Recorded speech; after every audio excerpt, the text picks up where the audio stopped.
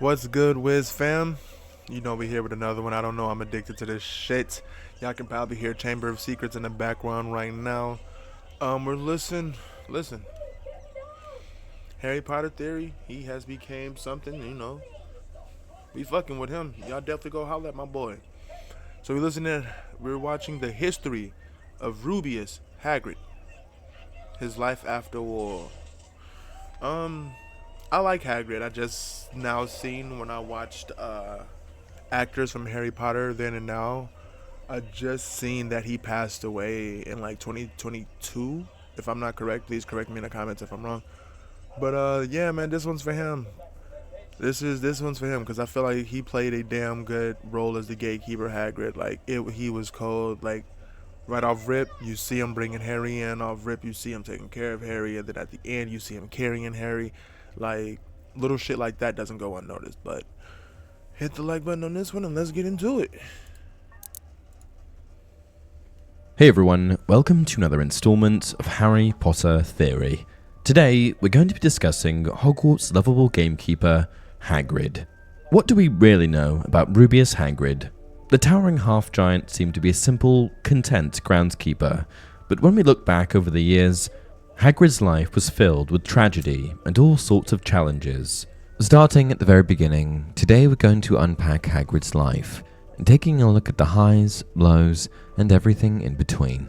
But before we get too crazy into this, I hope it's not I don't know. I've always been interested to know Hagrid's life and everything, but this is a life after war, so hopefully I can find one like the life of Hagrid, like him coming up as a child and stuff like that, and a young wizard. If he was one, I'm pretty sure he was because they said they gave him a wand. He'll get his wand back or something like that or something. I don't know, but yeah. too deep into the in-universe aspects of Hagrid's life, I thought I'd first enlighten you with a few little-known factoids about the inspiration behind Hagrid's character. The list of Harry Potter characters inspired by real people is lengthy, including Severus Snape, Harry Potter, Ron Weasley, and even Gilderoy Lockhart, to name a few. So it shouldn't come as a surprise to you that, just like these other characters, Hagrid too was based on a real person, a biker to be precise. In Harry Potter Page to Screen, The Complete Filmmaking Journey, according to Robbie Coltrane, the character was modelled on a real biker. Coltrane said that J.K. Rowling told him that Hagrid was based on a Hell's Angel she knew in the West Country. He was just huge and terrifying, Coltrane recalled Rowling telling him, and then he would sit down and talk about his garden and how his petunias had been very bad that year. Rowling also supplied some interesting information pertaining to Hagrid's name, revealing that, just like many other characters in the story, his name was very carefully chosen. Hagrid is a big drinker who's regularly seen by Harry to indulge in visits to the pub and even getting inebriated. His name alludes to his personality trait because Rubius is related to the word ruddy, which means reddish and is apparent on someone who drinks a lot. Parents. Like with anyone's origin story, Hagrid's life would never have come to be had it not been for his parents. Hagrid's parentage was a pretty poorly kept secret. To most, it seemed obvious that he was born from a mixed relationship between a giantess and a wizard. Still, Hagrid tried to keep the details a secret at times, although he never quite fooled anyone. His mother was known as Fridwulfa. Since we don't have the clearest records, we can't be sure when she was born, but Fridwulfa must have been at least a few decades old when she gave birth to Hagrid in 1928. Like any other giant, Fridwulfa was well over 20 feet tall and a force to be reckoned with. With a natural resistance to most spells and curses, it would have taken over half a dozen wizards to defeat Hagrid's mother in a fight. For that reason, the wizarding world feared giants like Fridwulfa most of all, which makes her marriage to Hagrid's father all the stranger. At some point, prior to Hagrid's birth in 1928, Fridwulfa first met Hagrid's dad. The historical records never revealed his full name, so we only know him as Mr. Hagrid. Although giantesses and men had been known to wed each other, it wasn't a very common practice. As you could guess, wizards and witches frowned upon mixed marriages, and even the giants, who valued size and power above all else, looked down on their peers who married weak human wizards. But Fridwolfer and Mr. Hagrid actually gave their relationship an honest attempt, and they were happy for a while. Mother's abandonment. In December of 1928, Fridwolfer and Mr. Hagrid welcomed their son, Rubeus, into the world. Almost instantly, Fridwolfer's demeanor changed. In giant culture, they prided themselves on having the largest, strongest babies, and after a quick glance at the infant, Rubeus, Fridwolfer realized that she had failed. As a half-giant, Rubeus was a fraction of the size of other giant babies, and by the time Hagrid was 3 years old, it became glaringly apparent that Hagrid would never grow to the same size as other giants, which caused Fridwolfer's loyalty to falter. Ashamed by her child's small stature, Fridwolfer Hi, I'm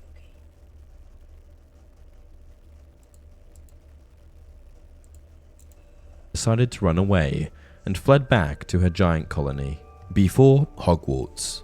In the Well, that's fucked up. Just abandon him because he's not gonna be tall like the other giants. Like, oh, well, my baby's gonna be short. I'm gonna leave.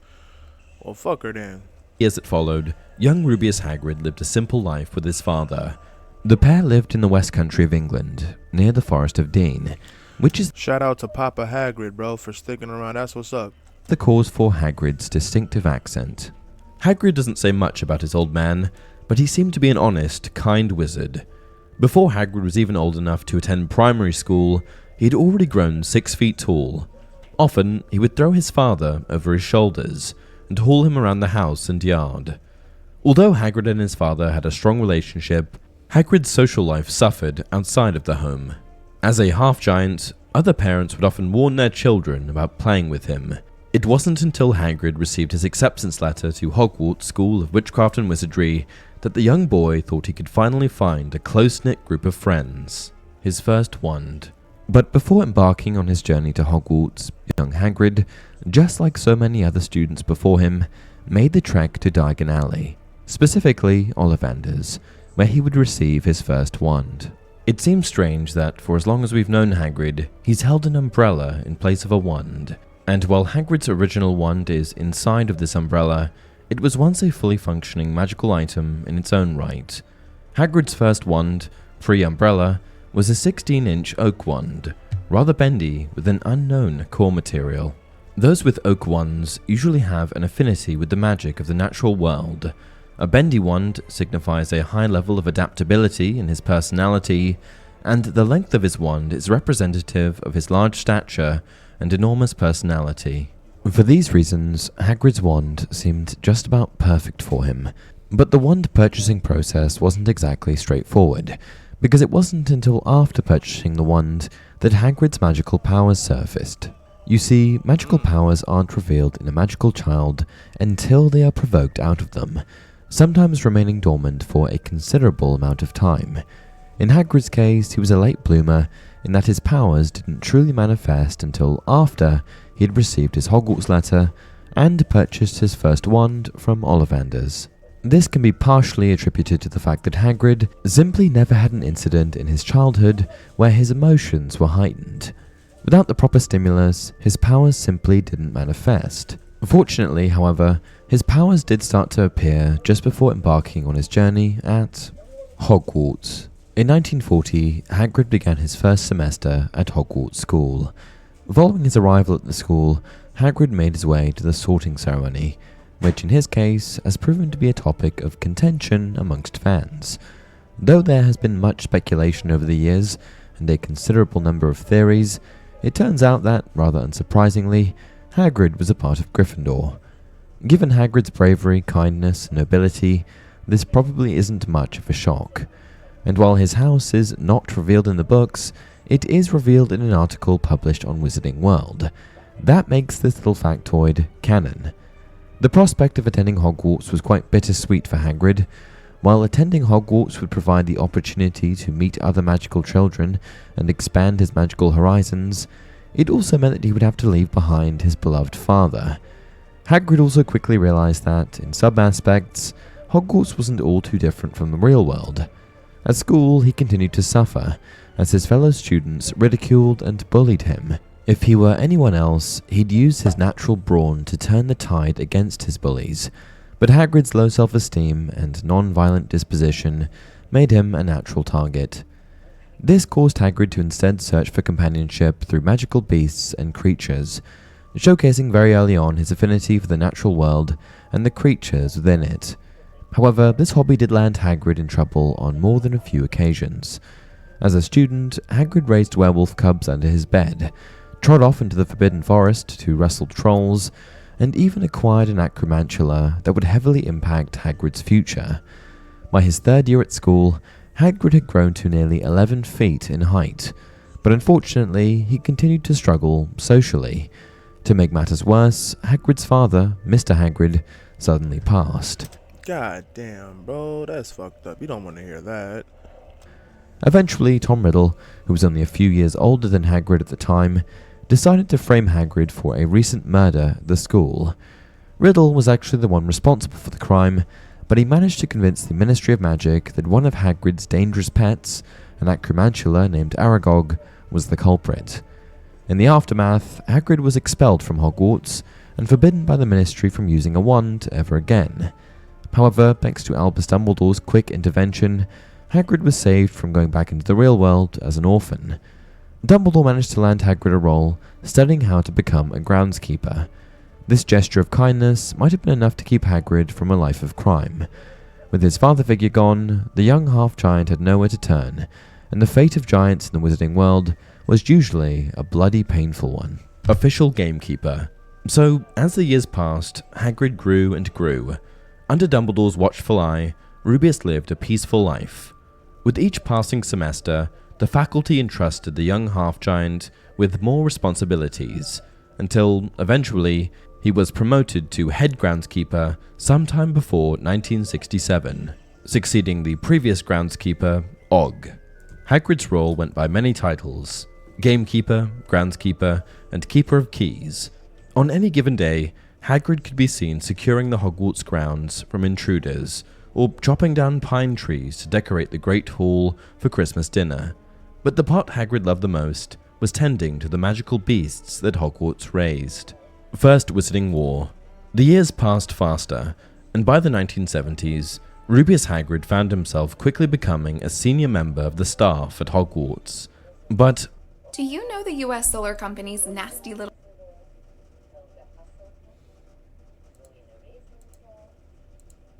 what he remembered most about those years. The 1970s was the start of Lord Voldemort's first campaign against the Ministry, a conflict known as the First Wizarding War. For the next 10 years, Hagrid faithfully served Albus Dumbledore and the Order of the Phoenix as they fought against Voldemort and his Death Eaters. During this time, Hagrid's loyalty, bravery, and unwavering determination shone through like a Lumos spell in the darkest of nights.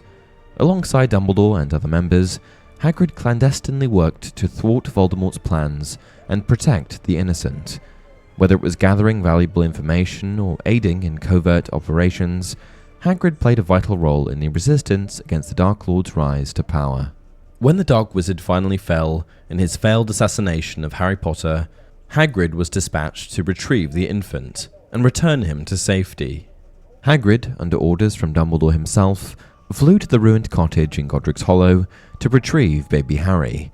Carrying him in his massive arms, Hagrid This is what we would call the Sorcerer's of Stone, or the Philosopher's Stone. placed the boy who lived with his Muggle relatives, the Dursleys, providing him with a chance to grow up away from the spotlight of his fame. No, sir. House was almost destroyed, but I got him out all right before the Muggles started swarming around. He fell asleep as we were flying over Bristol. Acromantula injury. Between that fateful night and the next time Hagrid would see Harry Potter, very little changed in the half-giant's life. He continued to work as the gamekeeper at Hogwarts, tending to the aging castle and the creatures who lived there. At one point, while wandering around the Forbidden Forest, Hagrid's love of the tarantula-like acromantula nearly cost him his life. One of the creatures bit Hagrid and injected enough venom to overwhelm his enhanced immune system. After a short stay in hospital, Hagrid was back on his feet and returned to the Forbidden Forest to spend time with those creatures once more, reconnecting with Harry. In 1991, Hagrid ventured through England to find Harry Potter's last known location. At that time, his adoptive parents, the Dursleys, refused to send the boy to Hogwarts. Hoping to find a secluded home where not even Albus Dumbledore could find them, Potter and the Dursleys ended up on a tiny island, appropriately named Hut on the Rock. It wasn't long before Hagrid tracked Harry down, though, and after a brief shouting match with Harry's uncle, the half-giant took Potter on his very first adventure in the wizarding world. Acting as Harry's guide, Hagrid introduced Harry to the enchanting world of wizards while escorting him through the bustling streets of Diagon Alley and the legendary Leaky Cauldron. In Diagon Alley, The Leaky Cauldron, it's in London. a place brimming with wonders, Hagrid ensured that Harry acquired all the necessities for his education. The first stop was Gringotts Wizarding Bank. There, they delved into the depths of the Potter's vault, retrieving much-needed funds to support Harry's journey through Hogwarts. And what's a birthday without a thoughtful gift? Hagrid surprised Harry with Hedwig, a magnificent snowy white owl who would become Harry's loyal companion throughout his magical endeavours. He also reassured Harry, comforting him about his imminent attendance at Hogwarts. With a gentle smile, he handed Harry a ticket, meticulously detailing the date, time and place where Harry would board the legendary Hogwarts Express. It was a ticket to not only a magical train, but a ticket to a lifetime of wondrous experiences and unforgettable friendships. Just like many male role models in Harry's life, Hagrid quickly became one of the boy's most important father figures. Especially in Harry's early years, when he suffered as an outcast, Hagrid was always around to lend an ear. Azkaban. But after Harry returned to the wizarding world, so did another force, Lord Voldemort, and he was desperate. Azkaban, he did not return. He returned in Goblet of Fire? Or what are you getting at? To take on true physical form. At first, he attempted to steal the Philosopher's Stone. At one point, his accomplice in the pursuit, Professor Quirrell, managed to dupe Hagrid into revealing how to get around Hogwarts' newest security measure, a three-headed dog. The very next year, Hagrid got in more trouble when messages appeared on Hogwarts' wall claiming that the Chamber of Secrets was once again opened. With the original reason for Hagrid's expulsion fresh on everyone's mind, the Ministry quickly determined Hagrid was the villain behind everything, and sent him to Azkaban to rot away. After Harry Potter discovered the truth and destroyed both the Basilisk and the Diary of Tom Riddle, the Ministry allowed Hagrid to return, a professor. As the years between the Battle of Hogwarts grew shorter and shorter, Harry Potter's list of mentors and allies If you got this far into the video, hit that like button, because yeah, I'm drawn into it. grew longer and longer. Once, Hagrid was perhaps the most important figure in the young wizard's life, but that would all change. Although, not all change was bad for Hagrid. By Harry's third year, Hagrid became a professor, taking on teaching responsibilities for the care of magical creatures. The title of professor at Hogwarts was quite an impressive feat. Compared to Hagrid's own classmates, who had actually graduated from Hogwarts, the half-giant actually ended up as one of the most accomplished. The next year, when the Triwizard Tournament concluded and Voldemort took on a new body, Hagrid was assigned a particularly tough task by the Order of the Phoenix. Fearing that the Giants might once again align themselves with Voldemort and the Dark Wizards, Hagrid went to their secret colonies to bring them to his side.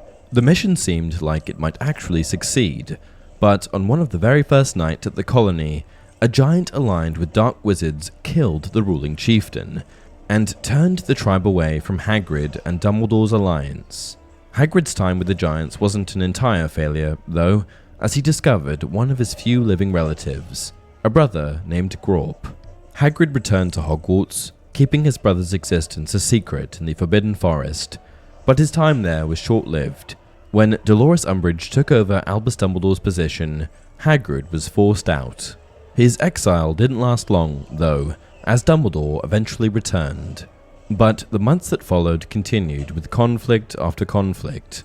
It all culminated with the Battle of the Astronomy Tower, where Severus Snape killed Albus Dumbledore. Through a torrent of tears, Hagrid carried the old wizard's body at his funeral, laying him to rest as the latest victim of Voldemort's new war. Hagrid would be placed in a similarly grim scenario the following year, when Harry Potter fought against Voldemort and nearly died. While Harry was in limbo, Hagrid carried the lifeless corpse just as he had done for Dumbledore. This time, though, Potter managed to come back to life and finish the fight against Voldemort, striking him dead during the Battle of Hogwarts.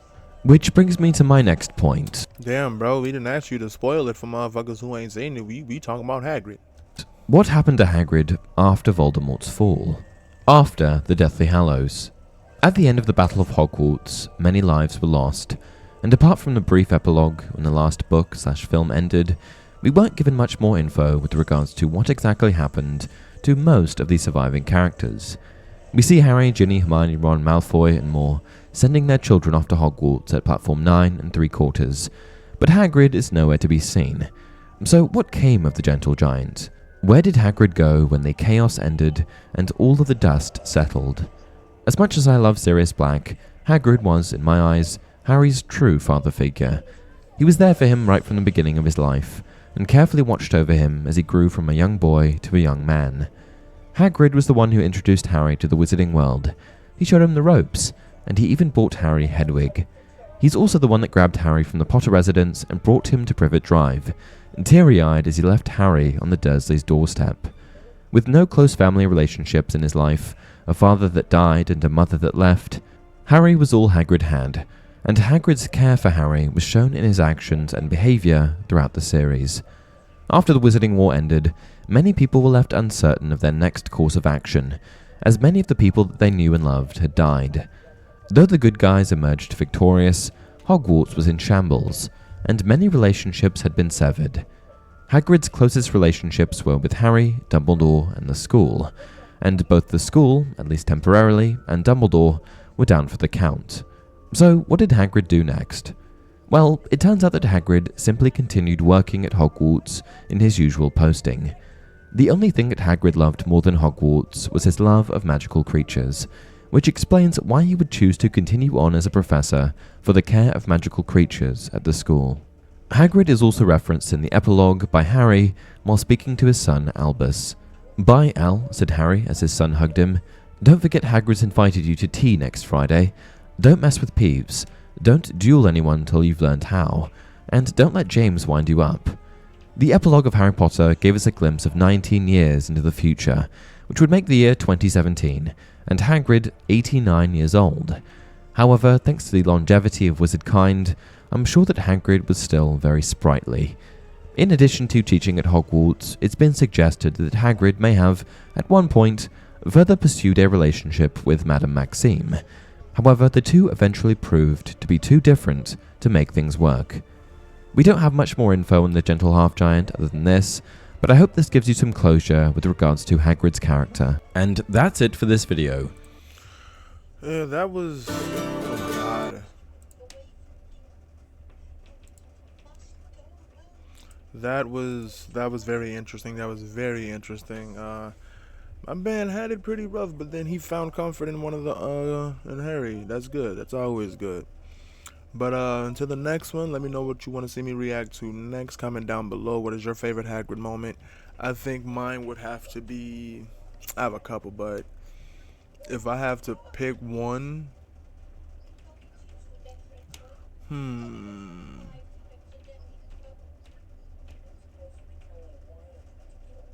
It had to be at the end, like not the end, but the Tri-Wizard Tournament ball, when he was dancing with the madam, and he tried to grab her ass. And then she looked at him, and he was like, okay, I'm sorry. Like, he just kept shaking his head, like, he's like, okay, I'm sorry. Like, that nigga Hagrid is funny. Rest in peace, man, rest in peace. But make sure to like, comment, subscribe, and see you in the next one.